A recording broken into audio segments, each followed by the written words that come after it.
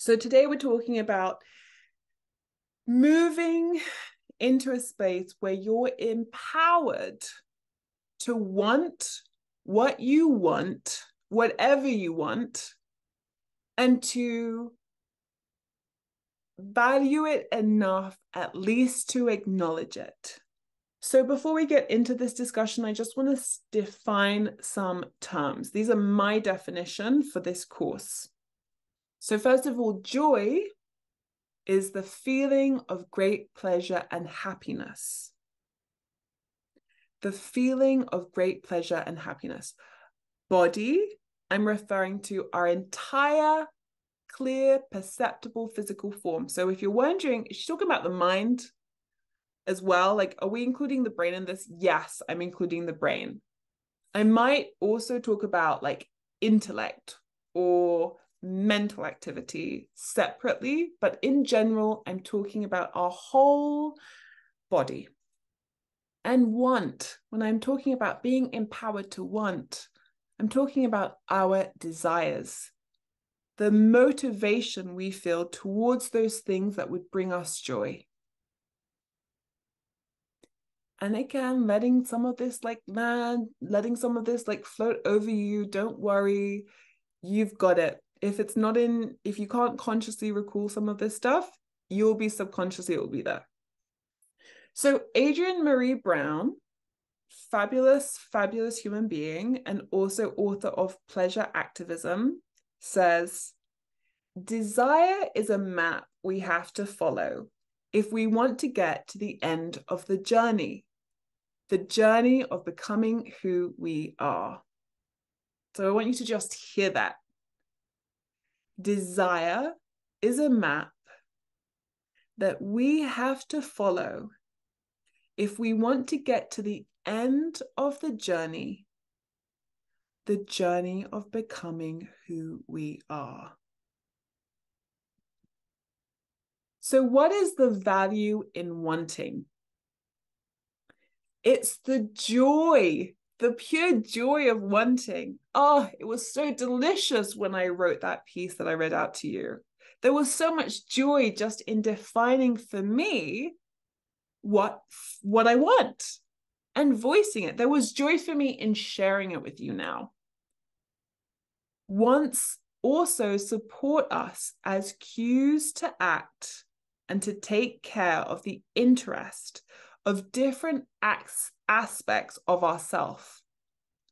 The parts that we're conscious of and the parts that we're unconscious of.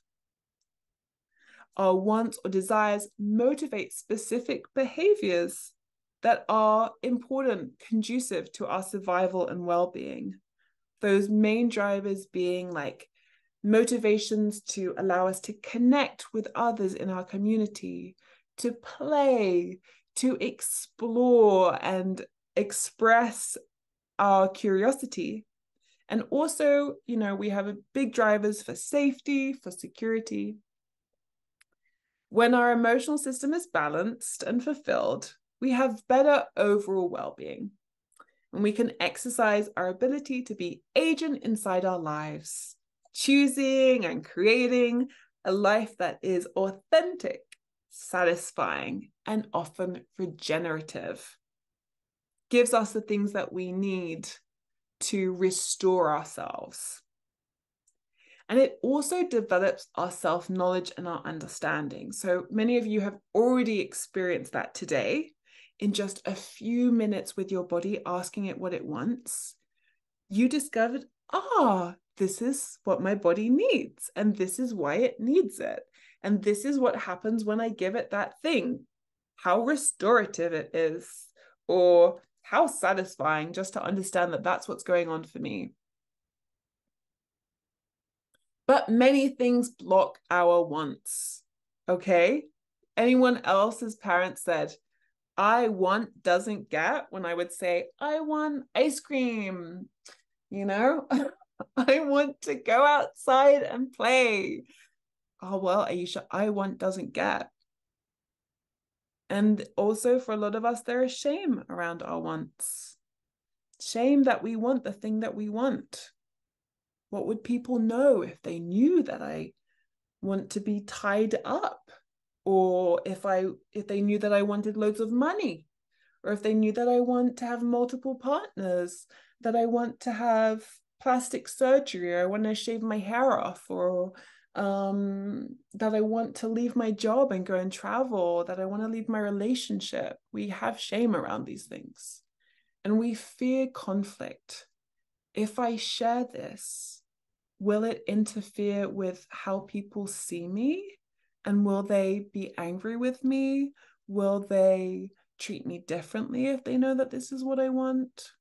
And we judge ourselves. We have what we feel about what we want.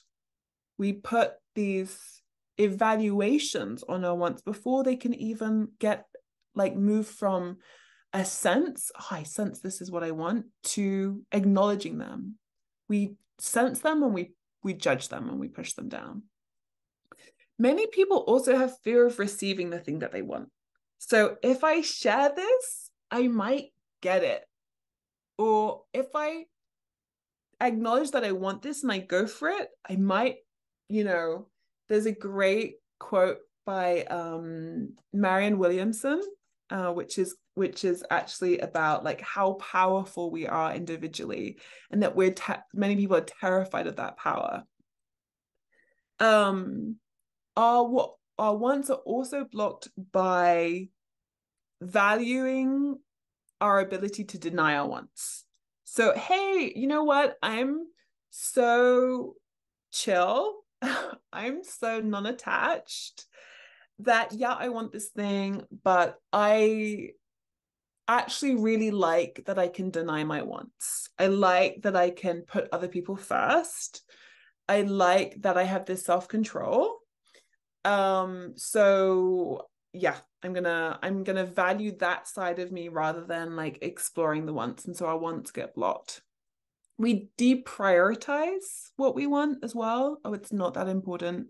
These things that other people want are more important, so I will just never get to them. We fear rejection. If people if I share that I want this and I eventually ask for it, I might not get it. They might say no, and that's terrifying to me. And then we mistrust. We mistrust our wants. I'm not sure that I really want this. I'm not sure it'll be, I'm not sure that that's really there for me. And we also mistrust others with our wants. If I share that, I'm not sure that I can trust them with that information. It's very vulnerable to share the things that we want. And we can also doubt or lack self-knowledge. We can doubt or lack the things that are coming up. When I used to go to a restaurant, I don't know what I want on the menu. I'd look at it for ages whilst everyone else is ready to order. I don't know. And of course, too, fear of disappointment. Well, what if I order this and it's not actually what I want? And then I have to be with the fact that I didn't know and I ordered the wrong thing. And then there is a huge cost, the cost of not honoring our wants. We have limited knowledge about ourselves. We have shadow slips. So just because we've repressed those wants doesn't mean that they're not still impacting and influencing us and getting in the driver's seat every now and again. That makes me think about alcohol and how some people, they'll say they don't want to do something, or they, and then, or they don't like that person, and then they get drunk and then they're all over them. So, but there are other more sneaky ways, where we'll say to our partner, hey, do you want to go and to go to this party? Do you want something new for our sex life? Do you want, blah, blah, blah. And really they're like, no, you want it. That's why you're asking the question, because you hope that they want it so that you can still get the thing you want without admitting it. Right? And then often, this is a belief I have. I mean, psychoneuroimmunology is an area of scientific study where they're looking at the connection between emotions like resentment, feeling embittered, being jealous, being depressed, actually creates disease in the body. So yeah, I've added disease and lost communication. You know, how are the people in our lives meant to give us fulfilling relationships or contribute to fulfilling relationships if they don't know how to meet our needs and desires because we don't know, or because we choose not to share it?